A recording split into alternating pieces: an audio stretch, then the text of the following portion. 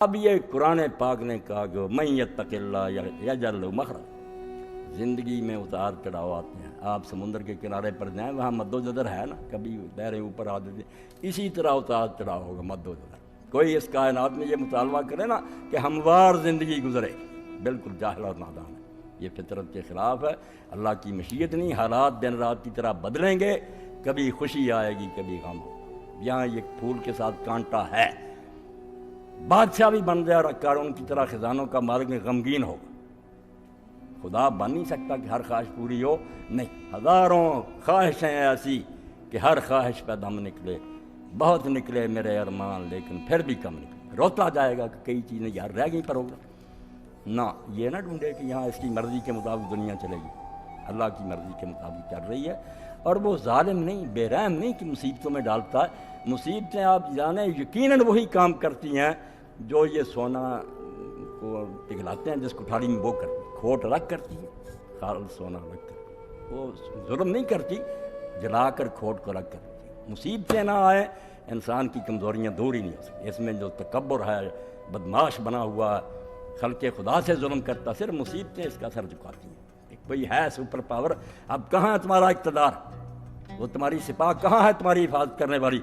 ہے نا کچھ طاقت؟ فرعون کو بھی پھر ڈوبتے ہوئے کہنا پڑتا ہے کہ میں نے اس خدا کو مان لیا جس کے بارے میں موسیٰ اور ہارون کہتے تھے. قرآن میں اللہ نے کہا اب ساری عمر بغاوت اور اب ڈوبتے وقت تو کہہ رہا ماننا پڑتا. تو مصیبت نقصان دہ شاید نہیں. یقین جانے جیسے حضرت مجدد ثانی رحمۃ اللہ علیہ جب نظر بند کر دیے گئے اور جہانگیر نے 10 سال انہیں قید رکھا. اکبر بدماش نے دین الہی شروع کیا جس کو اب اکبر دی گریٹ کہتے ہیں. کہنے وہ دین ٹھیک ہے، ہندوؤں کے ساتھ بھی پیار محبت، ہندو عورتیں گھر میں لے آ جنہوں نے اس ملک میں اسلام کا ستیہ ناش کیا. اب بھی اس میڈم کو جس کو کہتے ہیں نور جہاں، اس کی پوتی نے ہندو سے شادی کر، کئی سید زادیوں نے کر لی. یہ روشن خیالی ہے. میں دین کہتا ہوں کافر کے ساتھ مسلمان بچی کا نکاح ہو سکتا ہے، اور مسلمان بچہ بھی اگر زیادہ سے زیادہ کر سکتا تو یہود اور نصارہ کی ہندو بدھوں کے ساتھ نہیں کر سکتا. کیونکہ یہاں صرف یہ شادی کو گھر بسانے کا معاملہ نہیں، دین کہ آگے ایک پاک نسل چلانی ہے. اپنے بعد ایسے آدمی چھوڑ کر جانے ہیں جو اس دین کے جھنڈے کو اٹھائی رہتی بنیاد. اس لیے یہاں نکاح بھی عبادت. تو رسول کریم علیہ السلام نے دین میں ہر شے یہ بتائی اللہ کو مانو. وہ مصیبتیں بھی نازل کرتا بالکل وہ حکمت کے ساتھ. ان میں بہت فائدے ہیں. ڈاکٹر صاحب میرے سامنے بیٹھے میرے بھائی ہیں، دوست، کبھی مجھے ایسی گولیاں دیتے کڑوی جو جی نہیں چاہتا کھانے کو. وہ زیادتی کرتے ہیں میرے ساتھ.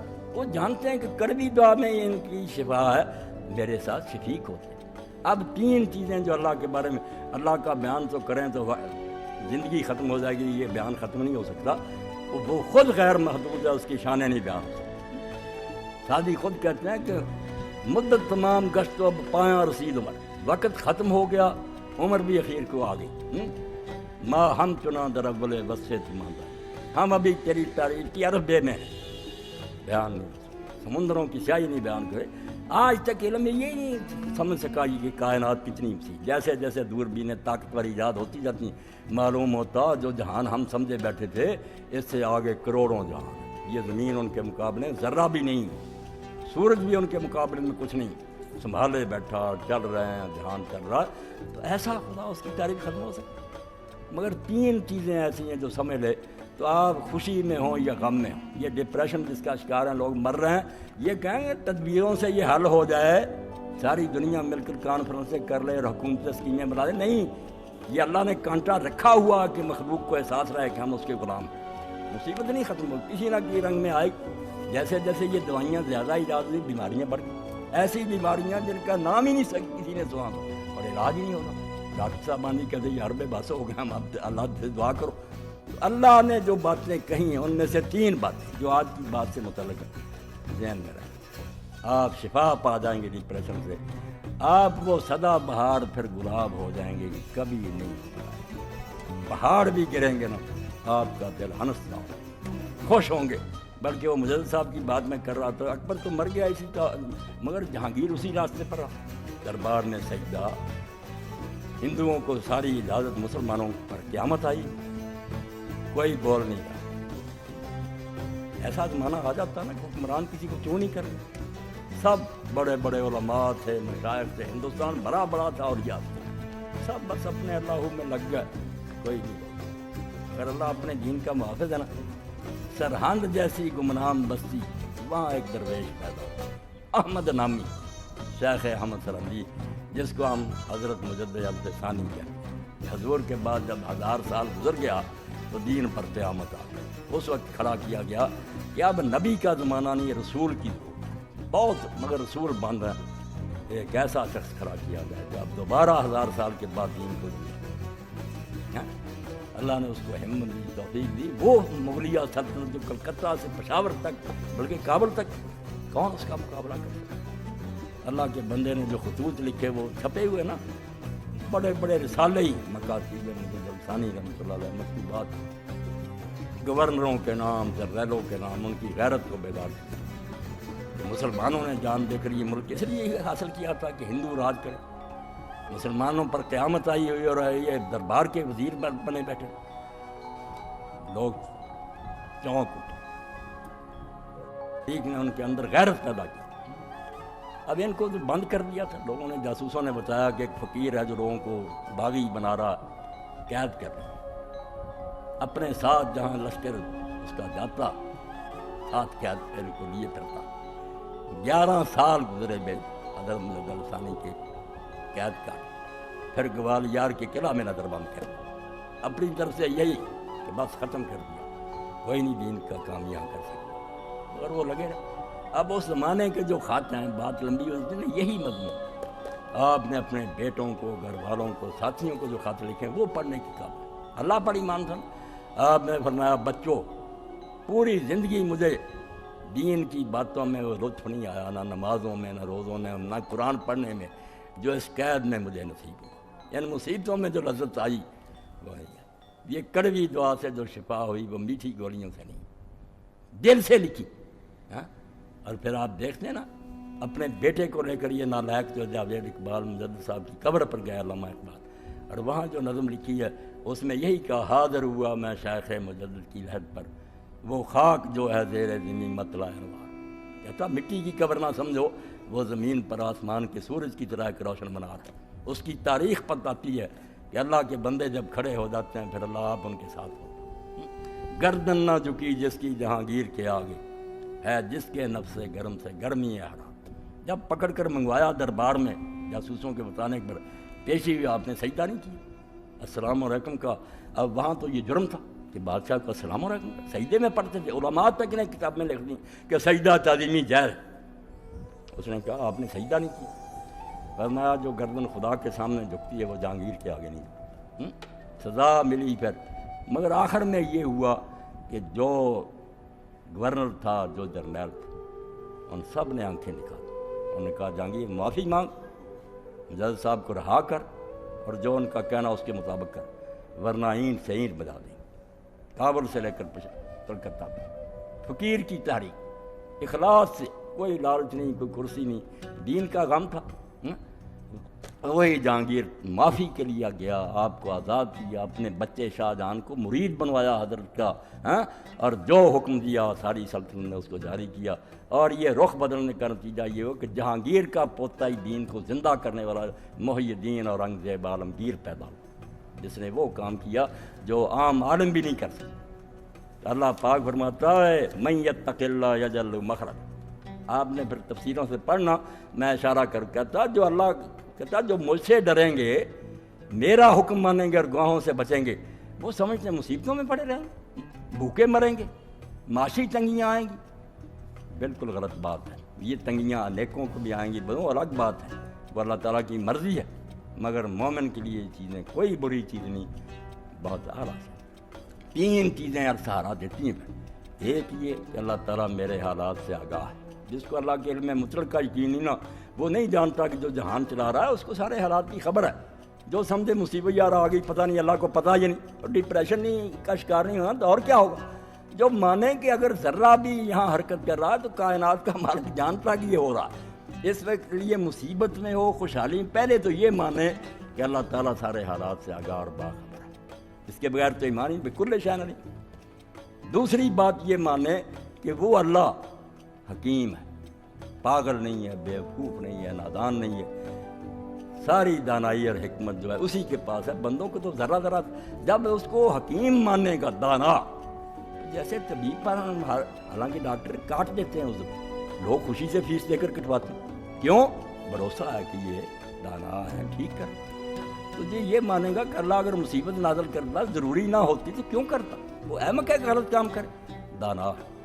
اور ساتھ یہ کہ اگر سمجھے کہ جانتا بھی ہے، دانا بھی ہے، مگر وہ یار مہربان نہیں ہے، لاپرواہ ہے.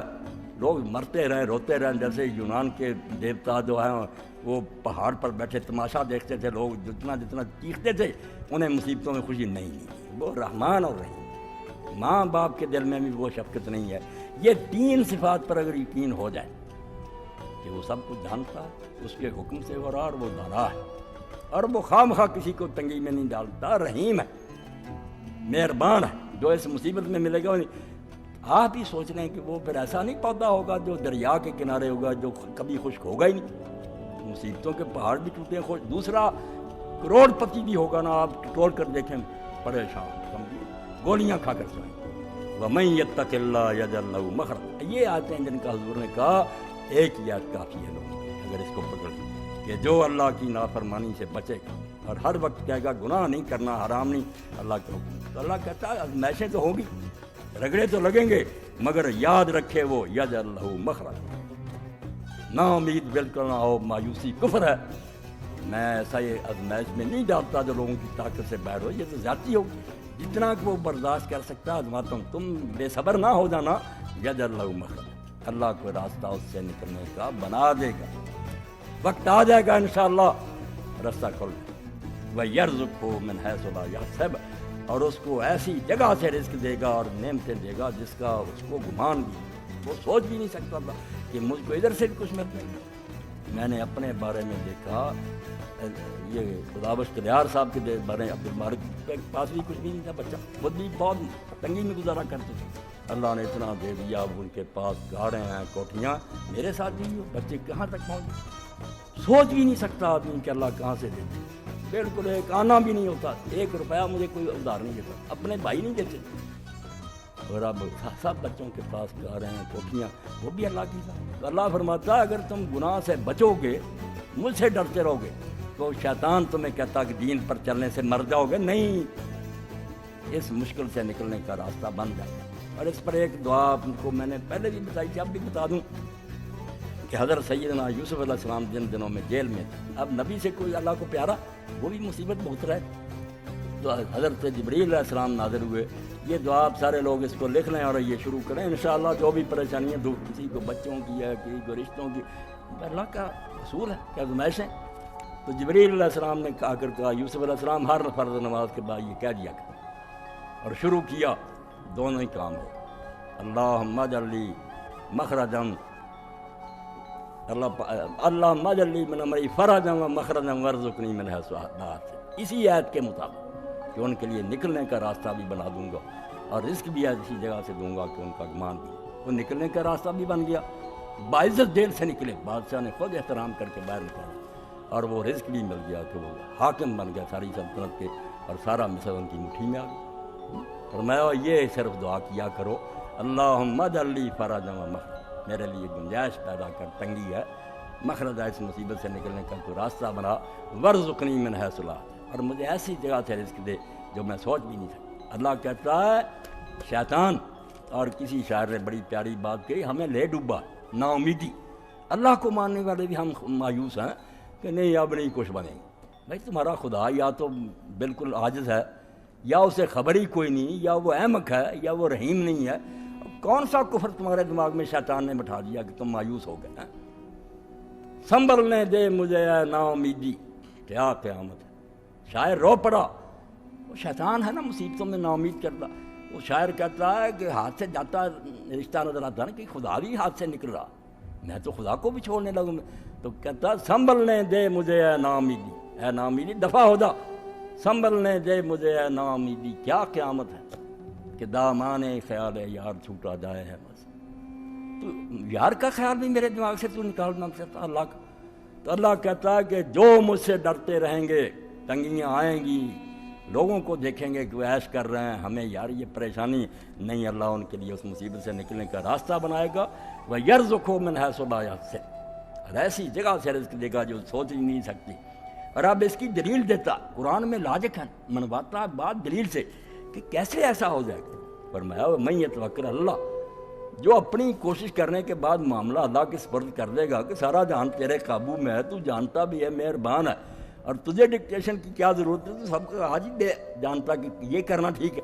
وَمَن يَتَوَکَّلْ عَلَى اللَّهِ، جو اپنے معاملات اللہ کے سپرد کر دیں گے فَهُوَ حَسْبُهُ، کبھی بھی یہ شکایت نہیں ہوگی کہ اللہ نے تو کچھ بھی نہ بنایا، وہ اس کے لیے پھر کافی ہے۔ تو ذرا صبر کر اور اس کا دامن مضبوطی سے پاک، وہ کافی ہے تیرے لیے۔ سب دشمن پھونک مار کے اڑا دے گا، سارے مقدمے ختم ہو جائیں گے، جھوٹے منہ کی کھائیں گے، وہ کافی ہے۔ ان اللہ بالغ امرہ۔ اور اب یہ بھی سوال تھا کہ کیسے کافی ہے؟ یقین ہو بھی طاقت ہے، کچھ کر سکے گا، اگر وہ خود ہی کمزور ہے کیا بنائے گا میرا؟ اس کے ساتھ فکرہ جوڑ دیا۔ جس لیے میں کہتا ہوں کوئی کتاب اس کا مقابلہ نہیں کر رہی، جتنی مرضی تقریریں کرے، اس طرح فکریں جوڑنا صرف خدا کا کام، موجزانہ۔ ان اللہ بالغ امرہ، جب اس کے سپرد کر دے گا نا کہ جو میرے بس میں تھا وہ میں نے کر دیا، اب تو میری بس ہے، تو اس لیے کافی ہے۔ ان اللہ بالغ امرہ، وہ جو کرنا چاہتا وہ کر لیتا ہے، سارا اختیار ہے اس کے پاس ہے، اس کی طاقت، اس کا حکم جو ہے وہ پورا ہو کر رہتا ہے، وہ کمزور ہے کہ کر نہیں سکتا، جو کرنا چاہتا وہ کر چھوڑتا۔ اور اسی موقع پر مفسرین نے واقعہ لکھا کہ حضرت عوف ابن مالک ایک صحابی تھے، سالم ان کا بیٹا تھا، کافر اس کو گرفتار کر کے لے گئے۔ اب ماں اور باپ دونوں کے دل کا ٹکڑا تھا، پہاڑ گر گیا مصیبت۔ تو حضرت عوف حضور کی خدمت میں آئے اور بتایا کہ رسول اللہ کافر پکڑ کر بیٹے کو لے گئے، خدا معلوم کس حال میں ہے، زندہ یا مردہ، میں اور اس کی ماں روتے رہے۔ حضور نے فرمایا تو اللہ سے ڈر، صبر کر، اور تم دونوں جو ہے نا میرے بھائی بہن، استغفار کی، لا حول ولا قوت الا باللہ کی کثرت کر۔ میری بہن کو بھی بتا دینا، آپ بھی یہ دونوں پڑھنا شروع کرو کہ تیرے سوا اللہ نہ کوئی مصیبت کو ٹال سکتا ہے، نہ کوئی کسی کو فائدہ پہنچے، لا حول ولا قوت۔ اور اسی لیے حضور نے ایک سفر میں کہا کہ لوگوں تم سمجھنا چاہتے ہو مجھ سے کہ عرش کا خزانہ کیا، وہ مخفی خزانہ ٹریل جو اللہ کے پہلوؤں نے کہا، فرمایا لا حول ولا قوت۔ یہ آخری بات ہے، لا حول، کسی تکلیف کو ٹالا نہیں جا سکتا، ولا قوہ، نہ کسی فائدے کو ہم حاصل کرنے کی پاور رکھتے ہیں الا باللہ۔ یہ دونوں کام اللہ کی طرف سے، وہ مدد کرے گا۔ انہوں نے شروع کیا تو اچانک وہ بیٹھے ہوئے تھے گھر میں، تو دروازہ جو تھا کھٹکھٹایا گیا۔ جب دروازہ کھولا تو سالم کھڑا تھا اور اونٹ تھا اس کے پاس، انہی کافروں کا اونٹ اس کو مل گیا جس پر وہ بھاگ کر آیا۔ بیٹا بھی آ گیا، وہ اونٹ بھی جاتا آ گیا۔ انہوں نے حضور کو جا کر بتایا کہ اللہ کے رسول وہ تو وظیفہ شروع کیا تھا، بچہ بھی آ گیا، مال اب اونٹ کا کیا کریں؟ اور میں حلال ہے، وہ حربی ہیں، ہماری ان کے ساتھ جنگ ہے، ان کا مال ہر طریقے سے حلال۔ تو اللہ نے یہ کہا کہ تو کیوں سمجھتا ہے کہ اگر میں نے اللہ کے حوالے کر دیا تو نہیں ہوگا؟ یا تو کہہ دے کہ اللہ کچھ کر ہی نہیں سکتا، ورنہ اگر ان اللہ بالغ امرہ، اللہ اس کو کہتے ہیں جو کرنا چاہتا ہے وہ کر لیتا ہے، اس کے ارادے میں کوئی شے مزاحم نہیں ہو سکتی۔ قد جعل اللہ لکل شیء قدرا۔ اب یہ بھی موتی دیکھیں کیسے ہار جو ہے نا پرویا ہوا کہ کب ہوگا یہ کام، سوچتا ہے انسان کو ٹائم۔ فرمایا قد جعل اللہ لکل شیء قدرا، تو مطمئن رہ، اللہ نے بے اندازہ کوئی شے نہیں بنائی کہ اس کی کوئی حد ہی نہیں، کوئی انتہا نہیں، ہر شے کے لیے اس نے ایک یاد رکھی، ہر شے کی تلاننگ کے تحت ہو رہی ہے، وقت ہے، بے صبرا نہ ہو، وقت آ جائے گا، اور وقت آنے پر انشاءاللہ جو تم چاہتا ہو جائے گا۔ آرام سے ٹکا رہ، اللہ جو کرنا چاہتا کرے۔ اب میں صرف ترجمہ کر دوں، اس کے آگے بھی پھر اللہ نے کچھ مسائل بیان کر رہے ہیں۔ پھر فرمایا کیسی تسلیاں، اور اسی لیے جو کہ اللہ نے یار سوچنا کتاب اتارنی ساری ایک وقت ہی حضور پاس اتار دی، وہ اللہ نے کہا کہ کتاب لکھ رہا ہوں تو ایسا کروں نا، یہ کتاب نہیں، یہ سہارا ہے کہ جب ایک تحریک کو لے کر نبی چل رہا، ساتھی جیسے حالات پیش آتے ہیں بیچاروں کو رہنمائی کی، تسلی کی، اسی وقت کوئی پیغام آ جاتا، خوشی ہو جاتی ہے، دل پھول کی طرح کھل جاتے ہیں، اللہ پیغام بھیج جاتا کہ گھبرانا نہ، میں تمہارے ساتھ ہوں۔ یہ کوئی مسروں کی کتاب ہے کہ میں اتار دوں ایک ہی وقت؟ اسی لیے آپ اس میں تکرار دیکھتے ہیں کہ بار بار شاید دہرائی گئی مگر نئے رنگ میں۔ تو اللہ تعالیٰ نے پھر فرمایا وَمَن يَتَّقِ اللَّهَ يَجْعَل لَّهُ مِنْ أَمْرِهِ يُسْرًا، جو اللہ سے ڈریں گے اور دین پر قائم رہیں گے، يَجْعَل لَّهُ مِنْ أَمْرِهِ يُسْرًا، اللہ ان کے کاموں میں آسانی پیدا کر دے گا، یہ مشکل جو ہے دور ہو جائے گی۔ اس کے بعد پھر یہی بات آ گئی، اللہ تعالیٰ نے پھر یہ بات دہرائی، سیجعل اللہ بعد عسر یسرا۔ یہاں تنگیاں بھی آتی ہیں، یہ دور بدلتے رہتے ہیں، مگر ساتھ آسانی۔ عرب علماء امت نے کیسا نقطہ نکالا کہ ہم جب سورہ علم نشرہ پڑھتے ہیں، جو انعام ہی حضور کو بیان کیا، ہم نے یہ بھی کیا، اب اس میں کیا آتا؟ فَإِنَّ مَعَ الْعُسْرِ يُسْرًا إِنَّ مَعَ الْعُسْرِ يُسْرًا، 2 مرتبہ اس آیت کو دہرایا۔ اور گرامر کے مطابق العسر جو ہے نا، دونوں مرتبہ اس پر الف لام ہے، جیسے ہم این بولتے ہیں، ادھر بولتے ہیں کہ یہ ڈی ہے، اے بک کوئی کتاب، ڈی بک ہوتی خاص معرفہ ہوتا ہے، العسر، پھر وہ ہوئی العسر۔ اور یہ قاعدہ ہے ابھی گرامر کا کہ معرفہ اگر دہرایا جائے، پہلے بھی آوے پھر وہ ایک ہی، 2 نہیں آدمی ہوں گے، وہ وہی رہے گا، معرفہ ہو چکا۔ اس لیے فرمایا مشکل ایک ہی ہے پہلی آیت میں، پھر بھی مشکلیں نہیں زیادہ، مگر یسرن کو نکرہ رکھا، 2 زبریں تنوین، تاکہ جنرل رہے بات۔ فرمایا مشکلیں بہت تھوڑی ہیں، آسانیاں اس کے ساتھ بہت زیادہ۔ گرامر کے لحاظ سے ایک ٹکڑے میں بیان کر دیا کہ کیوں بڑھایا ہوا۔ زندگی میں ایک آدھ دن بخار ہو گیا، تو ہائے ہائے کرتا پھرتا، ساری عمر تندرستی رہتی ہے، اس کا نہیں ذکر کرتا۔ فَإِنَّ مَعَ الْعُسْرِ يُسْرًا، مطمئن ہو جا، تنگی ایک ہی ہے، خوشحالیاں اس کے ساتھ بہت۔ پھر اِنَّ مَعَ الْعُسْرِ يُسْرًا، اور اِنَّا کے ساتھ ہے، اِنَّا تاکید کے لیے کہ ضرور بضرور سمجھ، پکا ایمان اور یقین رکھ، تو بات ہوگی تھوڑی بہت، مگر کچھ بھی بیان نہیں ہو سکتا۔ یقین جانے اللہ، اس کی صفات۔ اب اللہ کو مانا تو وہ معتبر سمجھا جاتا جو اللہ کو اس طرح مانا جائے جیسے سچ مچ ہے، کہ حالات سے واقف ہے، دانا ہے، رحیم ہے، قادر مطلق، ایسا خدا مانیں گے تو بات بنے گی۔ اگر یہی ہے صرف کہ کوئی ہے اللہ، اس سے کیا بنے؟ نہ کوئی اثر ہوگا، نہ آپ کو کچھ تسلی ہوگی۔ اسی لیے رسول کریم علیہ السلام نے منیمم یہ بیان کیا کہ اللہ کی شانیں انگنت ہیں، اور بہت وہ ہیں جو اس نے ہم سے پردے میں رکھی ہیں، مگر 99 بیان کر دی ہیں، 99 ایسی بیان کر دی ہیں جیسے پھول ہوں گلاب کے 99 ہار بنا ہوا، اللہ کے گلے میں یہ ہار سمجھیں یا اس کے تاج پر یہ موتی سمجھیں، 99 کہ اللہ کے 100 سے ایک کم نام ہیں، ان کو سمجھ لو، تم ان کو ذہن میں رکھو، فرمایا جنت میں داخل ہو۔ 3-4 کی میں نے تشریح کی کہ وہ علیم ہے، حکیم ہے، رحیم ہے، قادر ہے، کیسا آپ کو اور مجھ کو مزہ ہے کہ اگر وہ 99 سمجھ میں آ جائیں کہ جس خدا کو ہم مان رہے ہیں اس کی تو یہ شان ہے، پھر مومن اور گھبرائے اور دنیا کی طاقتوں سے کانپے کہ ہمارے پاس ہتھیار نہیں ہیں، وہ سپر پاورز ہیں۔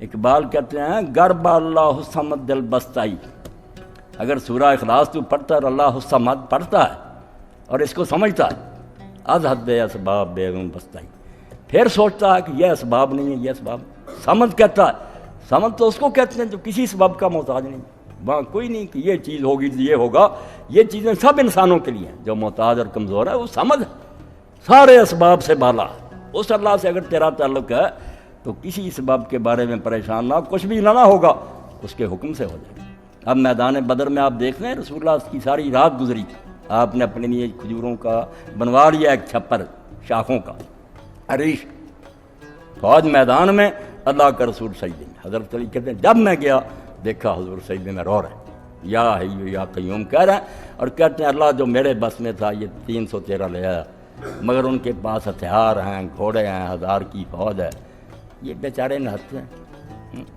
اب اگر یہ ہلاک ہو گئے تیرے دین کا نام کون لے گا؟ 15 سال کی محنت کے بعد یہ بندے بنے، مدد فرما۔ اتنی عاجزی آپ نے کی کہ کھڑے کھڑے پھر آپ کی چادر مبارک بھی کندھوں سے گر گئی۔ حضرت ابوبکر کو رحم آیا، انہوں نے آپ کو پکڑا کہ اللہ کے رسول بس کریں، اب اللہ آپ کو تنہا نہیں چھوڑے۔ بس یہی وقت تھا کہ جبریل علیہ السلام نازل ہو، انہوں نے کہا سیہزم الجمع ویولون الدبر، یہ لشکر شکست کھا جائیں گے اور یہ لوگ بھاگ جائیں گے پیٹھ پیر پر۔ صبح ہی آپ نے میدان میں نکل کر چھڑی سے نشان لگا دیا کہ یہاں ابو جہل گرے گا، یہاں عتبہ گرے گا، یہاں شیبہ، اور وہ نامراد وہیں گرے، ایک رائی برابر نہیں ادھر ادھر بڑھے گے، وہیں گرے جہاں حضور نے بتایا، اور 70 کی لاشیں گڑھے میں پھینکی گئیں، اور کنارے کھڑے ہو کر حضور نے کہا کہ دیکھا انجام پھر میری مخالفت کیا ہے، جو میں کہتا تھا حشر یہ ہوگا ہوا۔ حضرت عمر رضی اللہ عنہ نے پوچھا یا رسول اللہ آپ نے بے جان لاشوں سے باتیں کرتے ہیں؟ فرمایا اللہ کی قسم عمر تم سے زیادہ سن رہے ہیں، مگر اب جواب نہیں دینے کی انہیں توفیق، بول نہیں سکتے، میرے یہ کلمے نیزوں کی طرح ان پر دل پر۔